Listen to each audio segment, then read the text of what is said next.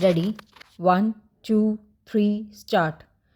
I am delighted to participate in the concluding celebrations of the Golden Jubilee of SN College in Kerala. Meeting students and young people is always a matter of joy for me. I see in their eyes that sparkle and faces that dream. The sight fills me with hope and confidence about the future of our nation.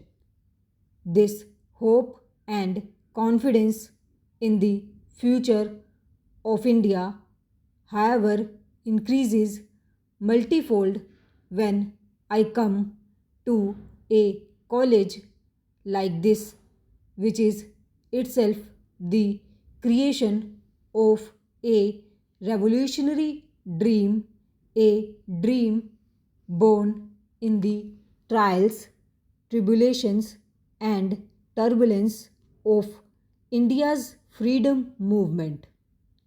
SN College is not an ordinary educational institution.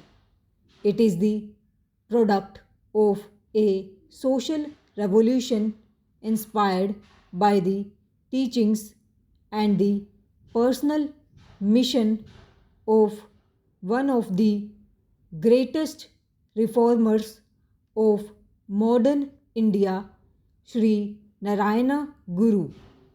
It opened the gates of education to those sections of our society which were denied the opportunity in the orthodox social order. It thereby established the principle that education, including higher education, is the birthright of every human being, of the poor as well as of the rich, of the so called backward classes as much as the forward classes in society. Para, what started as a small and weak sapling in June 1948, that is before independent India was 1 year old, has grown into a big tree in 5 decades and is still growing. What is more important, the energy unleashed by this college in Kerala soon gave birth to a chain of Shri Narayana colleges throughout Kerala.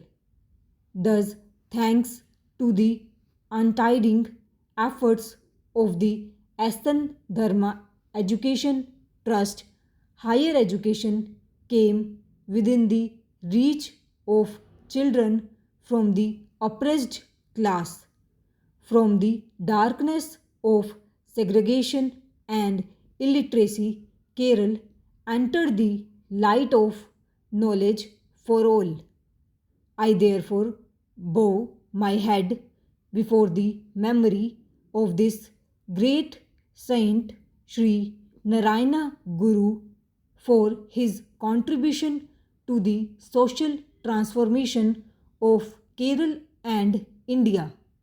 In Sri Narayana Guru, Kerala produced a legend who brought about a revolution of a unique kind, peaceful, and one based on the transformation of man's heart and soul.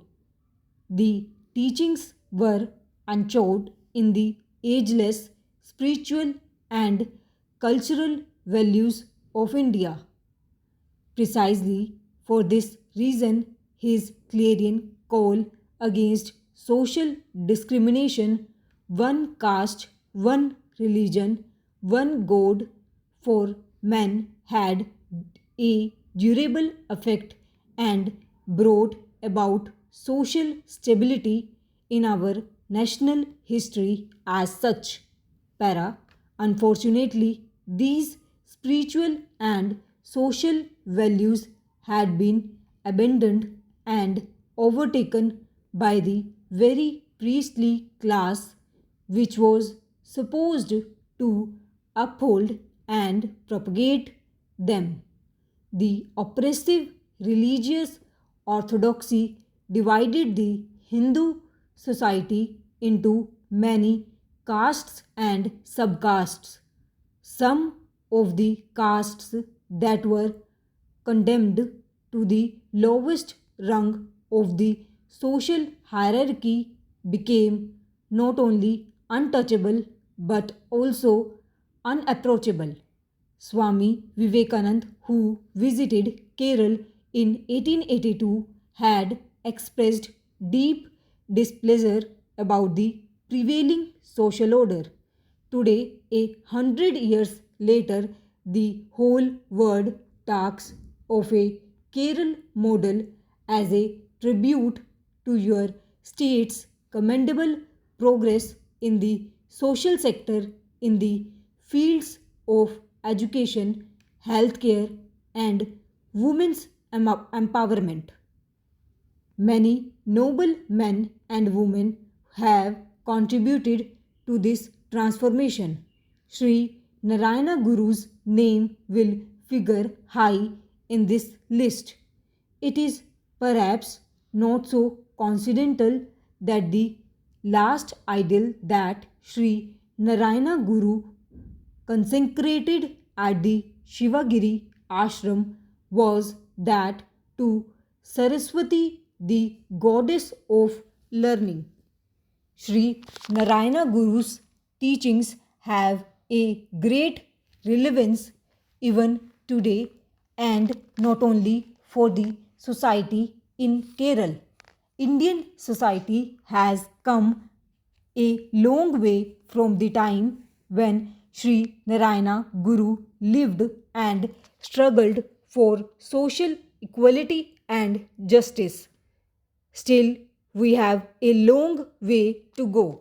It is therefore necessary to look at social reformers like him as the guiding light in our march towards a new India, an India of care and compassion for all, and an India of unity and harmony among all our diverse communities.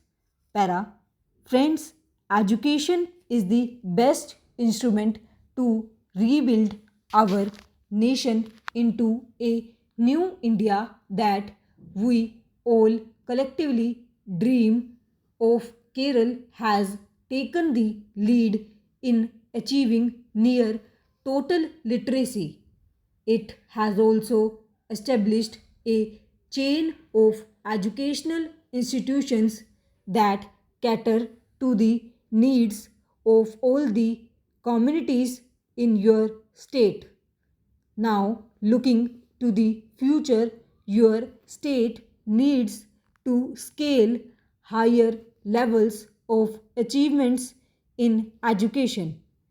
I would like to see Kerala to create more and more centers of excellence in education. The centers should attract the best students from not only other parts of India but also all over the world. The next century is going to be knowledge driven. Hence, the global demand for high quality education is certain to rise immensely.